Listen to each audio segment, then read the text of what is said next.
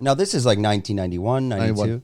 Yeah. After you were involved there and you came out of that, at which point did you actually get into becoming this, again, world-renowned osteopath? Yeah. Well, then I was posted to England, back to England, and I was full-time physical trainer.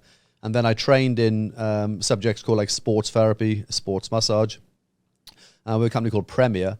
So then when I left the army 5 years later, I was then teaching for that company in Oxfordshire. And I was a little bit bored just doing the treatment of patients in terms of, like, say, soft tissue, because I wanted to learn how to manipulate. So like chiropractic, osteopathic manipulation of the spine.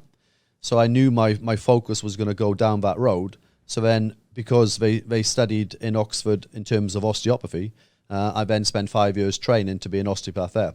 And then from there, I was based at Oxford University Sports Complex. And then I was involved in looking after all the university students and all the staff.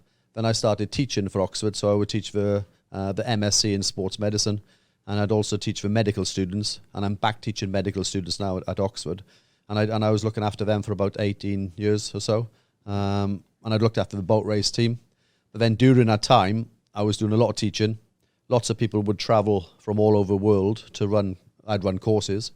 And then I slowly will put together like a technique known as the Bodymaster method. And then I started to write my first book in 2010, which was published in 2011. And then since then, I'm on my 9th book now. Are you kind of doing one every other year at this point? Yeah, well, sometimes it takes a bit longer to write. Like my pelvis book is about 100,000 words. So it took me about 2 years just over to write that one. The same with the shoulder. That was about 105,000 words. So it took a long time. Whereas my glutes one was probably maybe 1 year because it's 60,000 words. If you enjoyed this content, we're doing 5 clips like this a week. If you want to watch the full podcast, click here.